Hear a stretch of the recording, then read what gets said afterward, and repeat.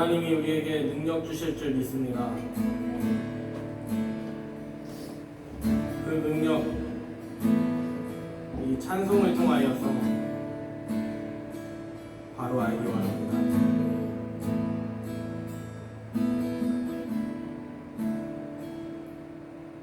그 선한 힘에 고요히 감사여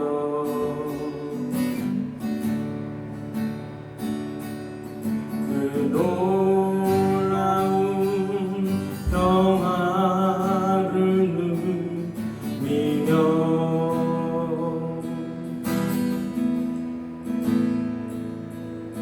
나 그대들과 함께 걸어가네.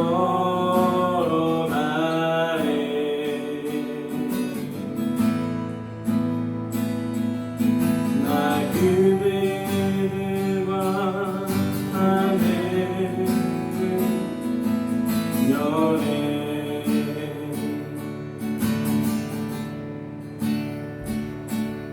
지나간 허물 어둠의 날들이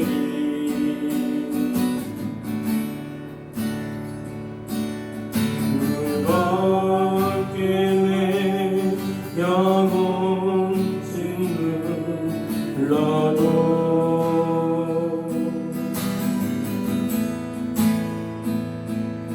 오 주여 우리를 외면치 마시고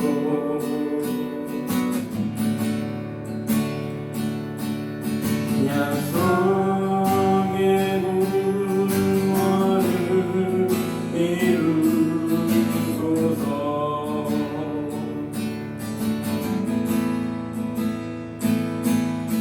그 선한 힘이 우리를 감싸시니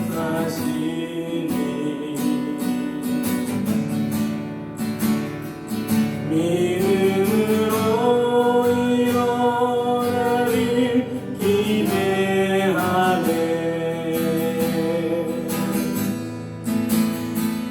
주 언제나 우리와 함께 계셔.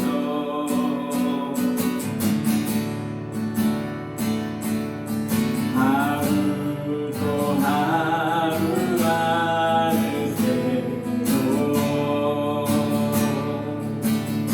주께서 밝히신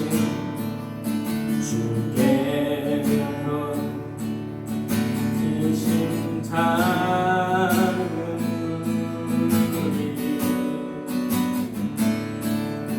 어둠을 헤치고 가오르네.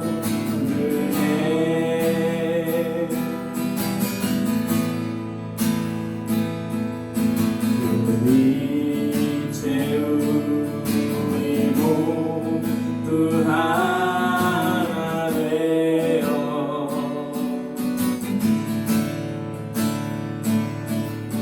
온 누리에 비추게 하소서.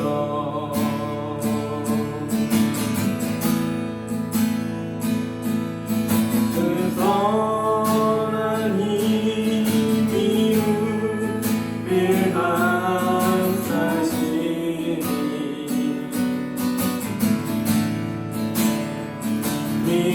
믿음으로 일어나길 기대하네.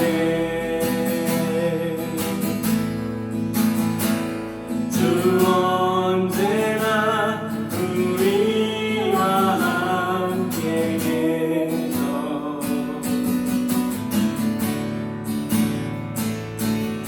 하루 또 하루가 어느새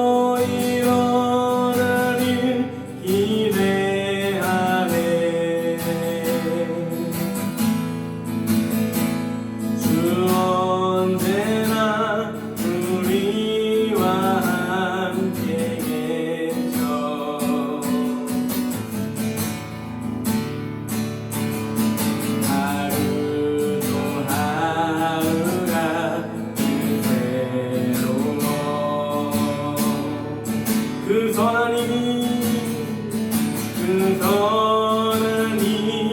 우리를 감싸시니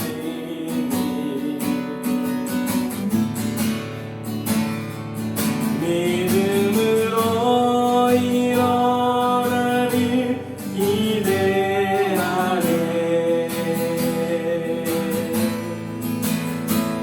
주 언제나 우리와 함께 계셔.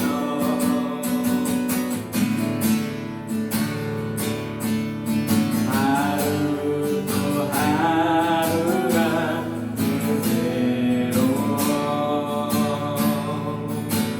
하루 또 하루,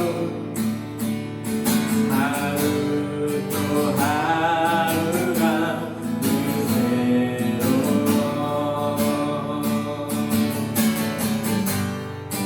이 시간 기도하기는 하나님이 우리와 함께하여 주시고 우리에게 허락하신 그 모든 사람들, 환경들, 모든 사역들, 그것에 감사함으로 나아가기, 이 예배 시간에 그 뜻이 보이기 원합니다. 그동안 못 봤던 그 은혜들이 있다면 하나님 우리에게 충만하게 역사하시는 그 하나님을 체험하게 하여 주옵소서. 시간 기도하겠습니다. 하나님 우리의 마음을 붙들어 주시옵소서. 우리의 하나님의 사랑이 부족합니다. 하나님의 은혜가 보이지 않아서 갈급한 마음으로 삽니다. 하나님 우리의 메마른 그 영혼 가운데 하늘의 그 빗줄기가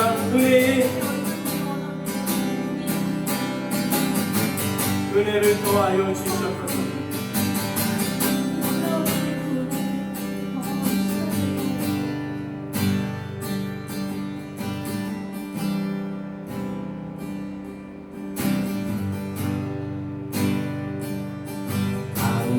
강물같이 흐르는 기쁨 성령 강림함이라.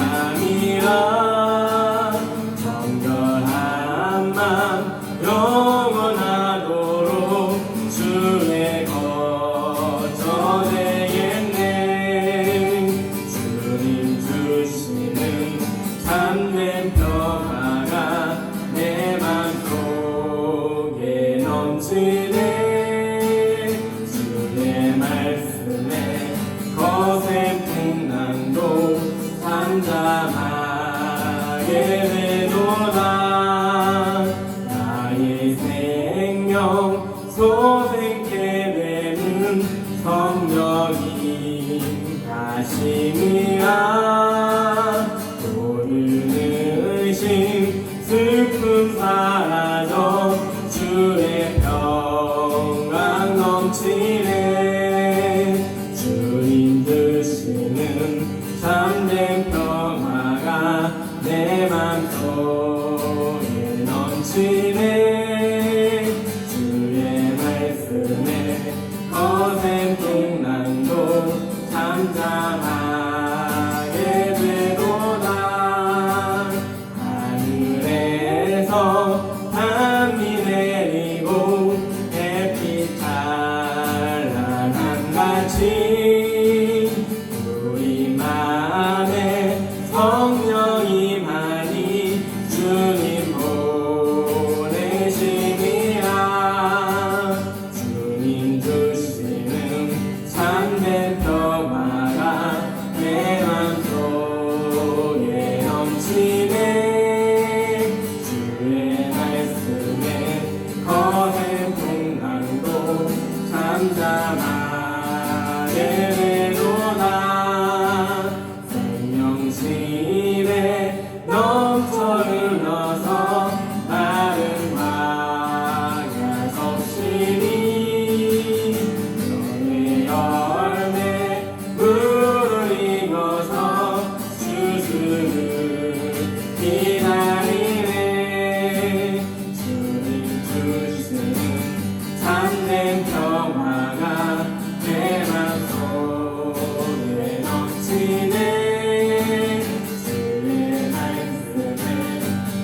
거센 풍랑도 잠잠하게 되도다. 놀라우신 주의 은혜로 주의 낯을 보겠네. 영화로운 안식처에서 영원토록 쉬겠네. 주님 주시는 참된 평화가 내 맘속에 넘치네. 주의 말씀에 거센 풍랑도 잠잠하게 되도다.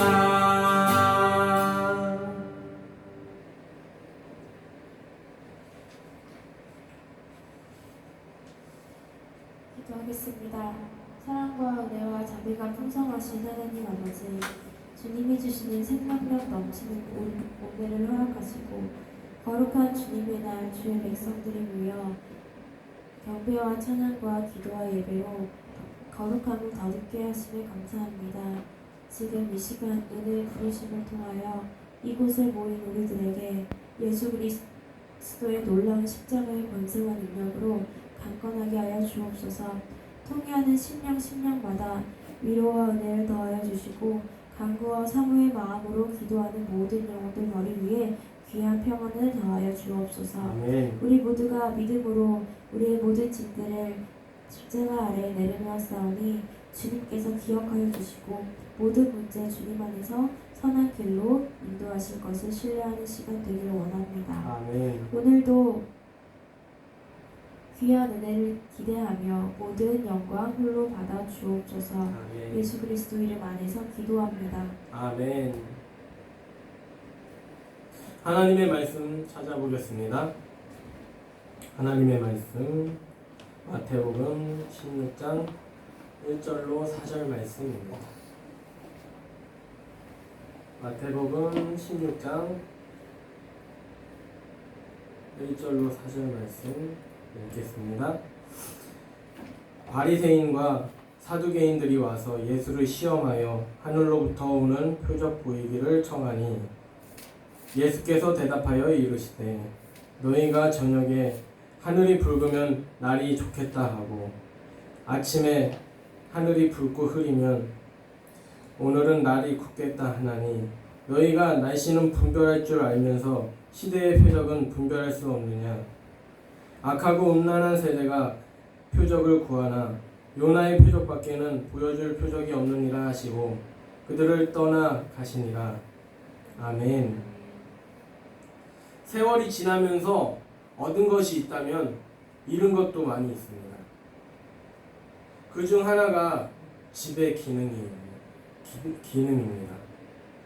어렸을 때는 넓게 펼쳐진 산과 들을 창밖을 통해서 감상할 수 있었고 날씨가 맑은 날은 밤 하늘을 보면 반짝이는 별과 달을 감상할 수 있었습니다. 그러나 지금은 창밖으로 아름다운 그 자연 풍경을 감상하기 힘듭니다. 그 이유는 무엇입니까? 마을에 그 지역의 우후죽순으로 고층 건물이 세워지면서 집 옆에 건물이 생기고 사방에 생기니 바깥 풍경을 보기 힘들어진 것이죠. 이런 시대를 살면서 우리는 어떤 모습으로 살아가야 합니까? 아름다운 모습을 보고 싶으면 집 안에서 보였던 것이 안 보인다고 투정하는 것이 아니라 집 밖을 나와서 그 아름다운 것을 찾아야 하는 그런 자세가 필요한 것이죠. 우리의 삶 속에서도 뭔가 불만족스러워하는 부분이 있습니다. 다 채워지지 않는 그 욕구들이 있죠.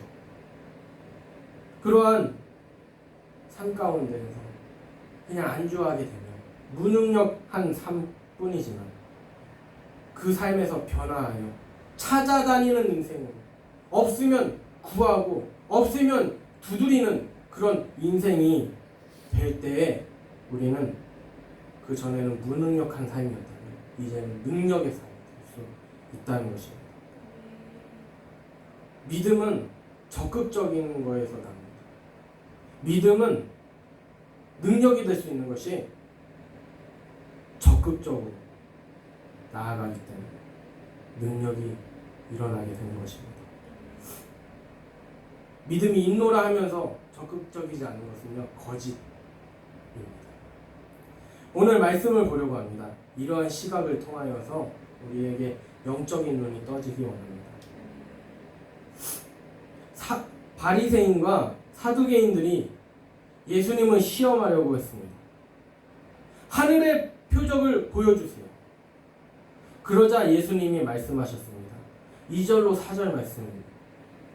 예수께서 대답하여 이르시되 너희가 저녁에 하늘이 붉으면 날이 좋겠다 하고 아침에 하늘이 붉고 흐리면 오늘은 날이 굳겠다 하나니 너희가 날씨는 분별할 줄 알면서 시대의 표적은 분별할 수 없느냐.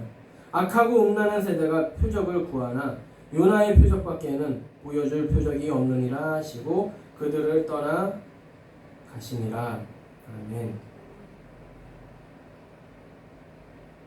너희가 날씨는 분별할 줄 알면서 왜 이 시대에 필요한 표적, 진정한 표적을 분별하지 못하냐, 구하지 못하냐. 그러시면서 예수님이 요나의 표적을 말씀하셨습니다. 요나의 표적은 뭡니까? 도저히 이들이 회개할 수 없는 그런 사람들인 줄 알았는데 하나님의 말씀을 외치니까 온 나라 그 전체가 하나님 앞에 그 말씀을 듣고 회개하고 돌아온 사건이죠. 이게 그냥 허무맹랑한 소리를 예수님께서 하신 것이 아니라 정말로 이 시대 때 필요한 그 표적, 기적은 뭐냐? 우리가 마음을 돌이켜서 하나님께 돌아오는 그 자체가 기적이라는 것이죠. 그래서 오늘 말씀 제목은 악하고 음란한 세대가 표적을 구한다. 오늘 뭐 자연 환경을 통하여서 이렇게 이야기를 하려고 하는데 이런 원리입니다. 악하고 음란한 세대는요, 가만히 앉아 있어서 기적을 구합니다. 아주 무능력한 삶이죠. 근데 능력 있는 척 하려고 할 겁니다. 그러니까 시기함과 질투와 그리고 분냄과 성냄이 어지러운 그런 삶을 살게 됩니다. 그러나 적극적인 믿음이 없으면 구하고 또 은혜가 없으면 더 말씀 보고 더 기도하고 하는 그런 적극적인 생활이 필요하다는 것이죠.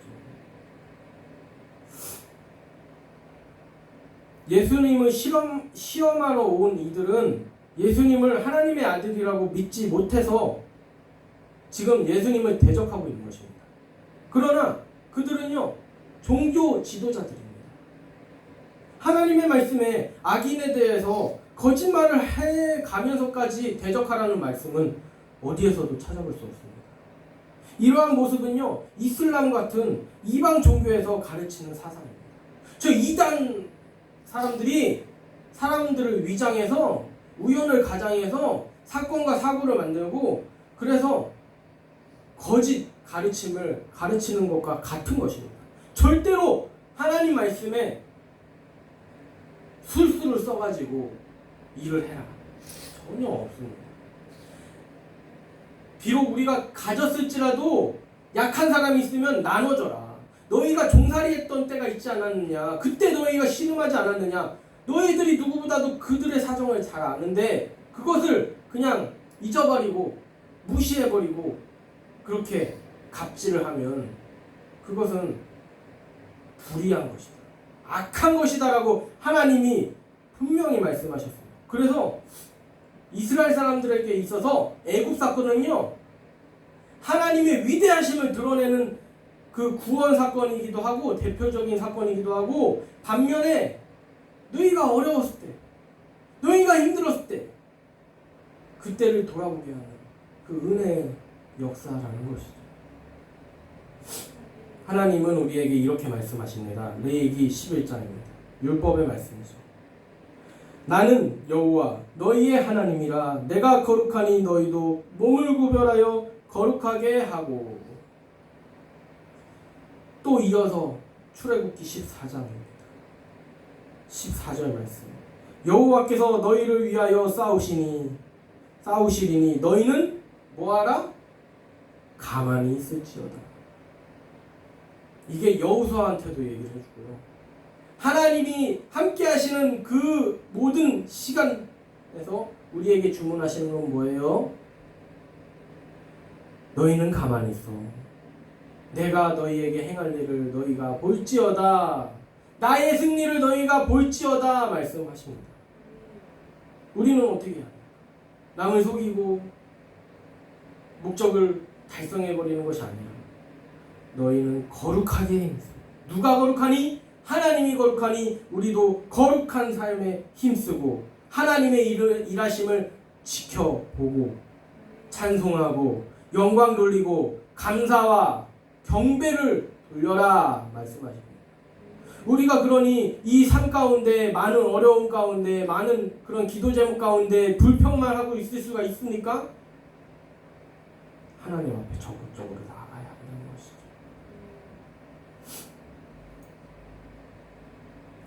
그러나 세상은 자신의 힘으로, 자신의 혈기로, 자신의 욕망을 내세우게 합니다. 그렇게 하는 목적이 뭘까요? 자신의 힘으로 하는데 하나님 생각할 수 있을까요? 자신의 혈기로 하는데 하나님 생각할 수 있을까요? 자신의 그 욕망, 욕심을 채우려고 하는데 하나님 은혜를 생각할 수 있을까요? 하나님 은혜 없이도 나의 힘으로 가능하다라는 생각 때문에 나의 힘으로, 나의 혈기로, 나의 욕심, 나의 욕망 그것을 내세우게 되는 것이죠.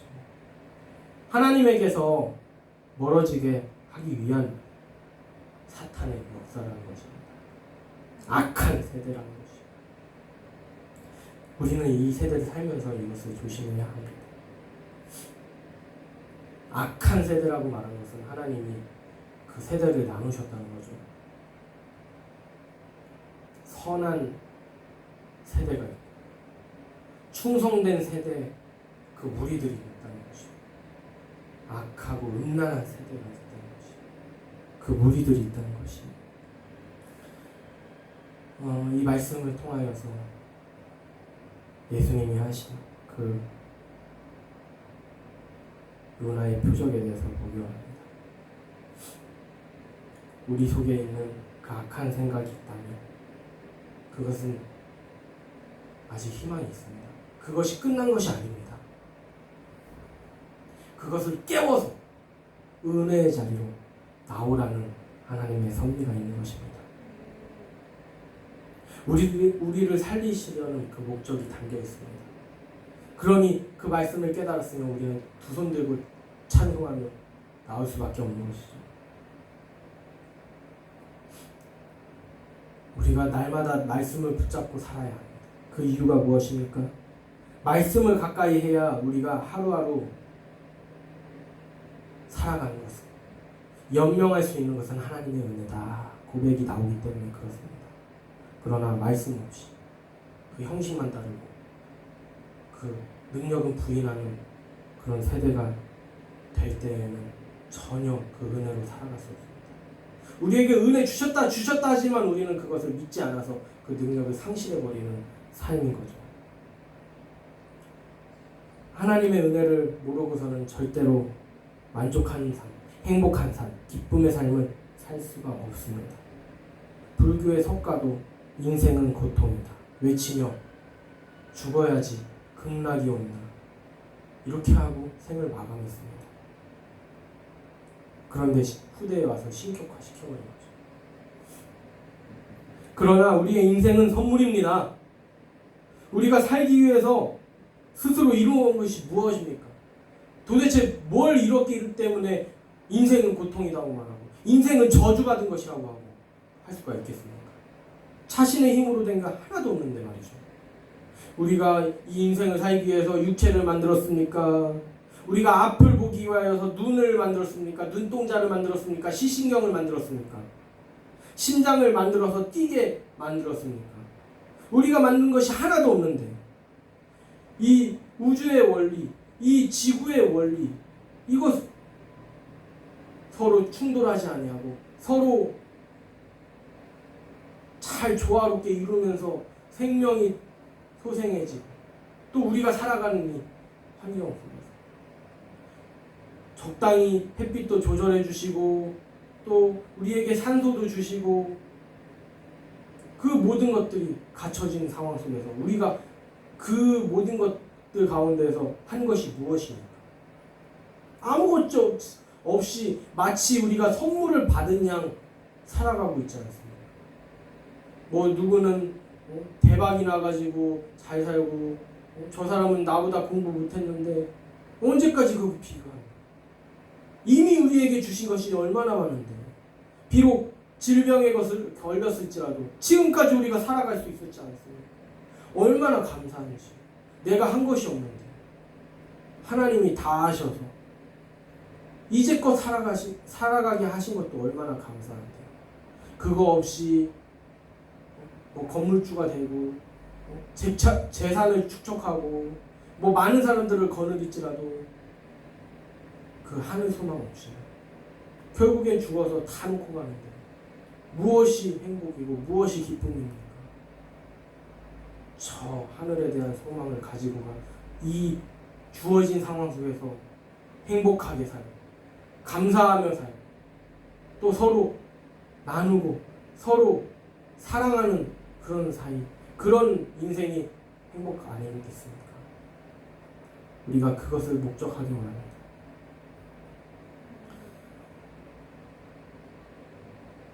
우리가 하나님의 은혜를 깨닫기 위해서 열정적으로 살아야 합니다.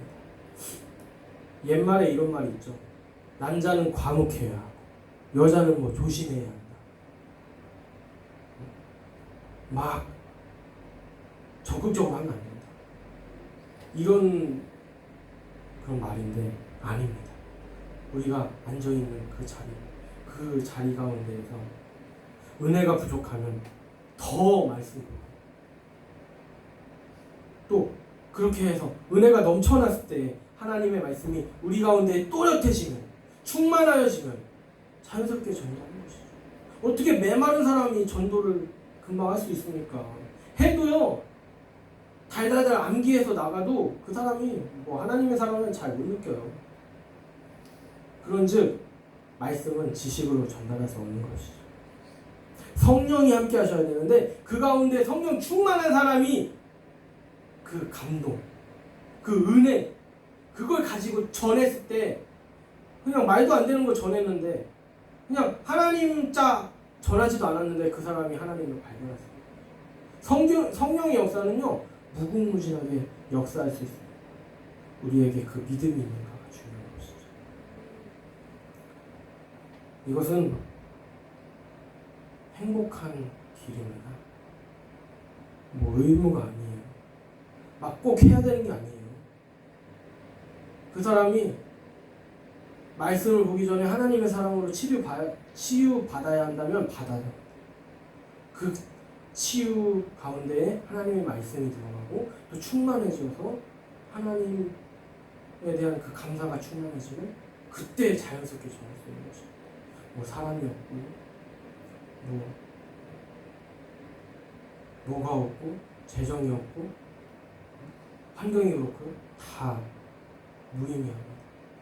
우리에게 하나님의 은혜가 충만한가? 이게 중요한 것이죠.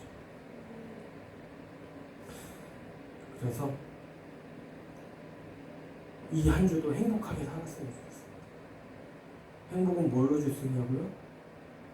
바로 하나님의 은혜로. 은혜는 어디서 있냐고요? 말씀에서. 우리가 한자 한자 말씀을 묵상하면서 그 속에 하나님을 발견하고 하나님이 주신 그 뜻대로 이 하루하루 살아간다면요 그것이 행복한 인생이 될 수 있습니다. 오늘도 행복했으니까 내일도 기대가 됩니다. 내일도 행복으로 살면 또 앞으로의 미래가 기대되는 인생이죠. 그러나 지금 내가 꽉 막히고 내가 아름다운 거 못 보고 내가 더 누려야 하는데 막 불만 가지고 하면요 그 자리에서만 안주하고 있으면 그냥 저주받은 인생밖에 안 됩니다. 내게 은혜가 부족합니까? 내게 복음이 부족합니까? 내게 부족한 게 있으면 그걸 채우기 위하여 자리를 벅 차고 일어나 더 은혜 받으려고 더 적극적으로 나아가는 신앙이 되게 하라. 우리 주님이 하신 말씀을 이 머릿속에 기억하게 합니다. 악하고 음란한 세계가 표적을 구한다. 기적을 구한다. 한탕 주의 거죠. 그걸 경고하신 그 주님의 말씀을 꼭 붙들고 내가 이 자리에서만 있지 않겠습니다. 내가 그 하나님의 은혜를 적극적으로 찾는 그 믿음이 되길 소망합니다. 하나님, 나를 통하여 역사하여 주시옵소서.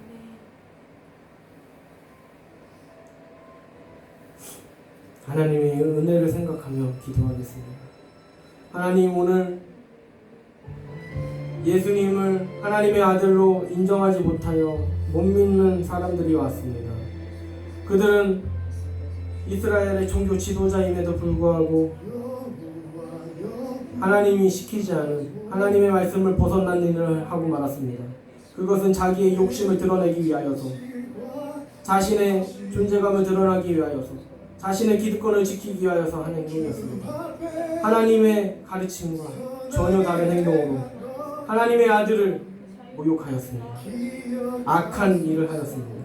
그래서 예수님이 말씀하셨다는 것을 기억합니다. 너희들이 회개해야 합니다. 그들이 회개하기를, 이 세대가 필요한 것이 그 회개가 아닌 것을, 우리가 하나님을 믿게 된 것도 우리의 그 과거의 악한 일을 버리고 하나님을 붙잡는 것이 얼마나 기적 같은 일인지 예수님이 말씀하신 것을 기억하게 하여 주셨소서. 이 한 주도 가만히 앉아서 불평하고 하나님이 주신 귀한 인생이 정말 저주받았다고 그렇게 우리가 스스로 저주하는 것이 아니라, 하나님이 이 좋은 기회를 주셨고 내가 더 그 은혜를 찾고 싶고 누리고 싶고 정말 하나님과 동행하는 행복한 삶 살기 원합니다. 고백해가지고 찾고 누리는 이 한 주가 되기를 주님 붙들어 주시옵소서.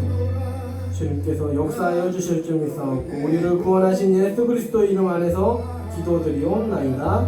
아멘.